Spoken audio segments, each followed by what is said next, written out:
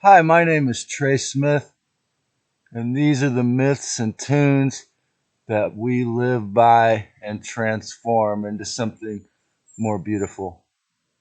For today's Sunday service, I'd like to talk about energy vampires, attention, and awakening derailment.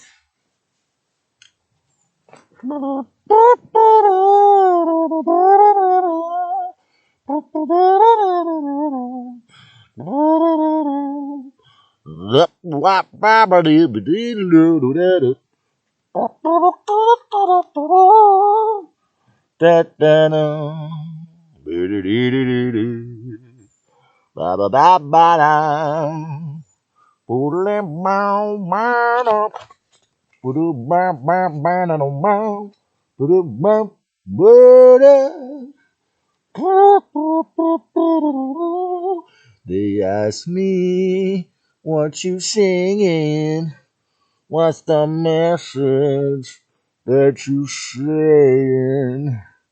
They ask me what you playing. What's that song that you creating? And I say, because we're all one to the sunshine, into the sun's heart, into the sun's mind. We're all one to the sunshine. Goes to the sun, everything grows, grows, grows, grows, grows.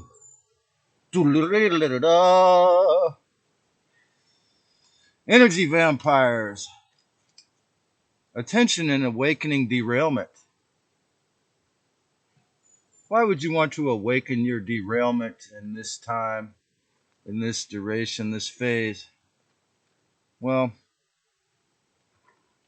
in Joe Vitale's best-selling book, Formula for Success, which he began writing when he was homeless in a library, but by the using the powers of Saturn as a sun sign Capricorn for goodness, he was able to make a good living and buy a huge house by helping others and teaching them how to empower themselves. He's got a recording studio in the house. And one of the first rules in his formula is know what you don't want. Well, the energy vampires in your life, and particularly if they're yourself, that is what you don't want. Um, in modern Babylonian life, particularly in New York or the West Coast, Seattle or London, or any regions such as that where the big boys have infiltrated and forced their high cost of living, such as Santa Cruz County, it's natural for there to be many overt and covert narcissistic individuals and people struggling to survive of all economic levels to come up with the rent.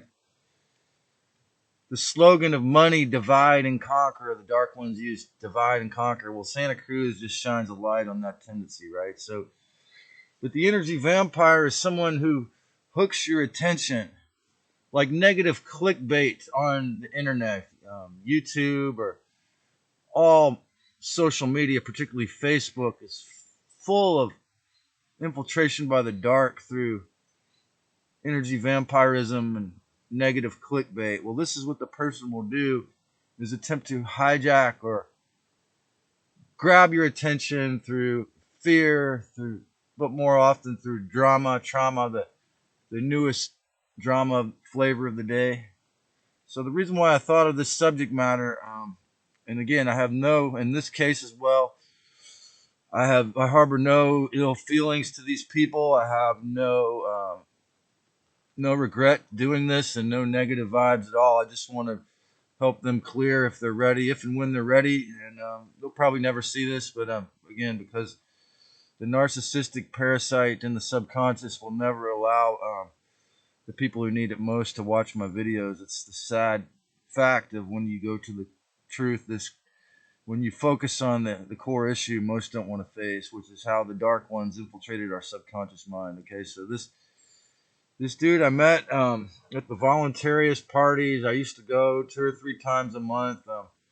I've said the story before.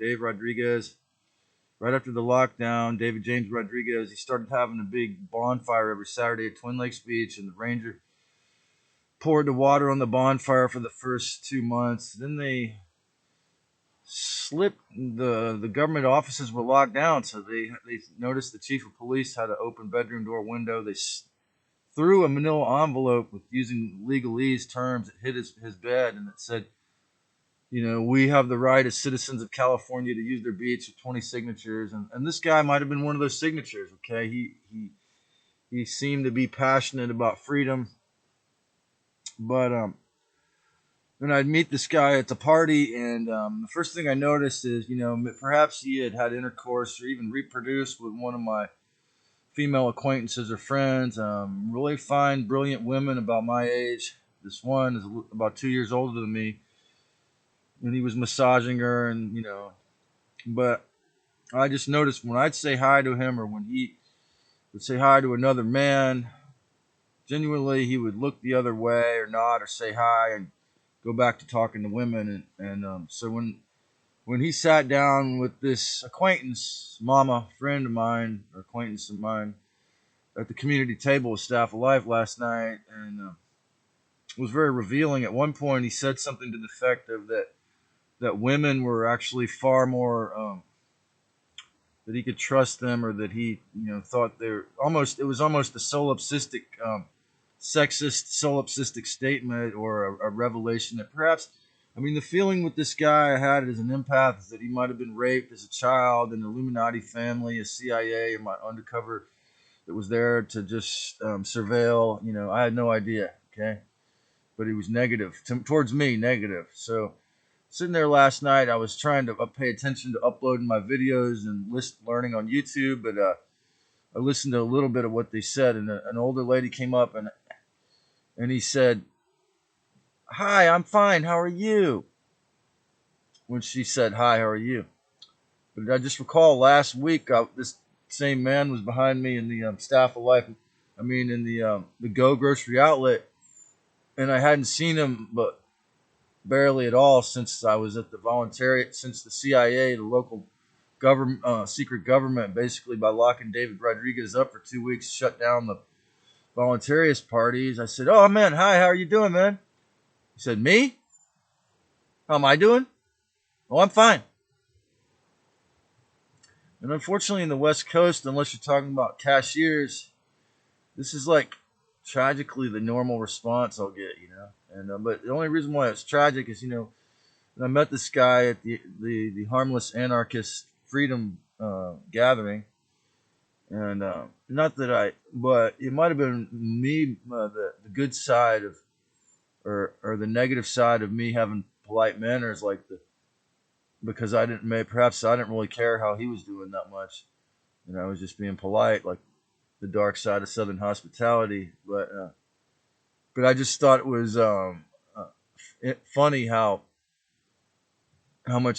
different he acted toward the woman last night. And but the reason why this guy gave me the idea for the video is because every time I seen this guy, he gave me a negative vibe, but he would really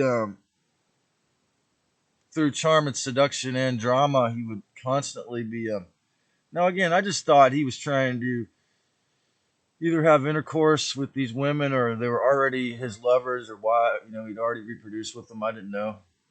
I just thought he was trying to focus on. But the thing is that he just openly just showed no respect or even contempt for me or any other dudes I could see. So it was interesting that he could just, and I could tell he had a high IQ. But these people often will have, you might have a high IQ or low, but you see it with the homeless, with beggars all the time.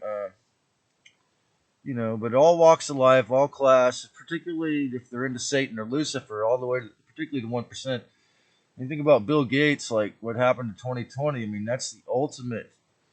I mean, nobody's ever taken energy vampirism to that level. I mean, he's pretty much you know, by trying to coerce you into taking his experiment, his mad scientist experiment, or threatening or orchestrating that you would get fired or lose your schooling if you didn't. I mean, that's all through this agenda and this narrative that was orchestrated. I mean, that pretty much he pretty much set the bar of energy vampirism higher than anyone else can. That's why I say one of the hardest things that we eventually have to do is have compassion for these people and realize every narcissist, every egomaniac energy vampire is just desperate, and they steal from themselves. They don't really believe in themselves. They're in this guy's eyes. I could always see that he's afraid that I was empathic enough that I'd noticed that he was either involved with the secret societies or the Dark Lord's powers, or just totally insecure in there to get laid or whatever, like some negative intention, or just that he's totally selfish. And I did feel that, and that the fact that he doesn't even try to pretend that it's otherwise just shows you how much the narcissistic personalities have infiltrated, again, through the all the black magic and media and the rent around this region. So it's just sad. I mean, I don't wish ill will to anyone, but Mark Passio called the Voluntarist Club close but no cigar, because they have the ideals. I mean, you see Dave Rodriguez would come up to the microphone every week and say, "Hi, I'm David Rodriguez. I'm the hero here to save the day." And it's like, is that why he can't watch any of my videos and comment when I comment on his videos? Well, brother, you're no better or worse than anyone else.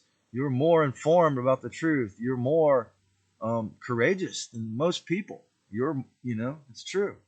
However, it doesn't make you better.